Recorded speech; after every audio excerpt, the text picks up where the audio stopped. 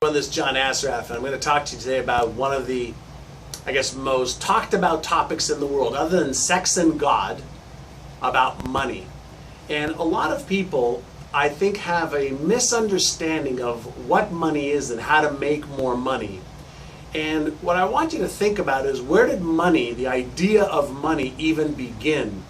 If you go back enough in our history as a species, the human species, back when we didn't have, coins and dollars or even electronic methodologies to transfer money from one account to another anywhere in the world, individuals took their skills or their craft, things that they were good at, and they traded it with each other. So if you go back long enough, they used to trade chocolate for bread, or bread for laundry services, or laundry services for an animal product. And so money became a means of exchange between people.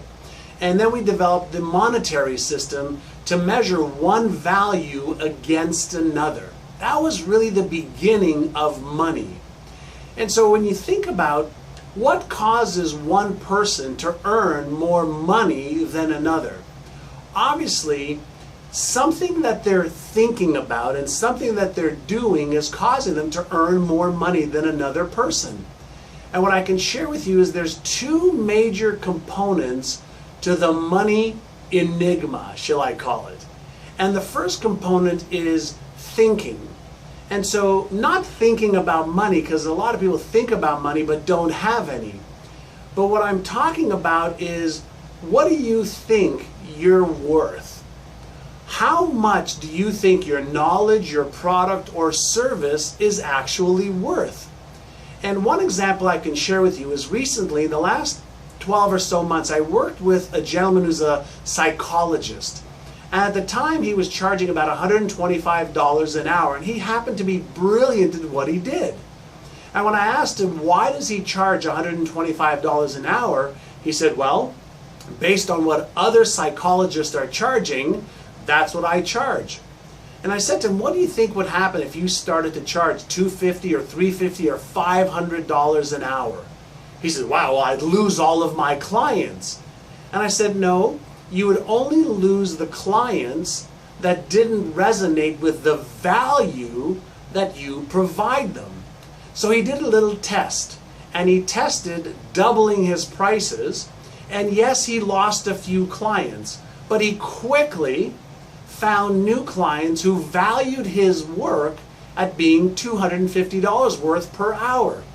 So then I challenged him again, and I said, well, now I want you to increase your fees to $400 an hour. And he was petrified. He was scared. He gave me all the excuses, the reasons, and the stories why there's no way people would pay him $400 an hour. And so reluctantly, he did that. And guess what happened? He lost some of his other clients.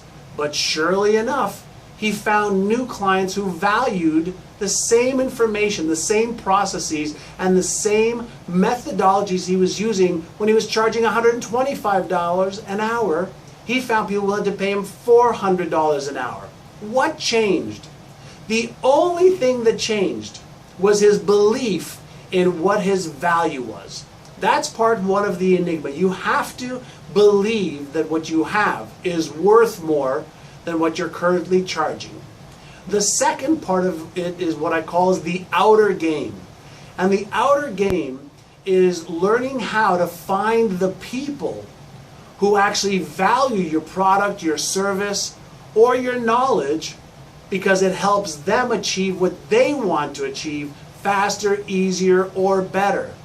And so when you combine the inner game and you change your beliefs about yourself and what's possible, while you upgrade your knowledge and your skills and the strategies, what you do, you have the most amazing winning formula for winning the inner and outer game of success.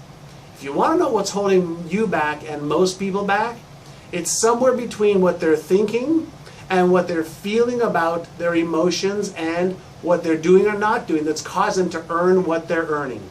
If you want to learn how to really integrate the inner game and the outer game, join me for my live webinar this coming up week. and you can learn how to get all the pieces together so that you can earn more. And what does that ultimately give you? It just gives you freedom. It gives you the ability to enjoy your life more. It gives you the ability to have discretionary time and income to make a difference in the world of others, to help the charities that you want to help.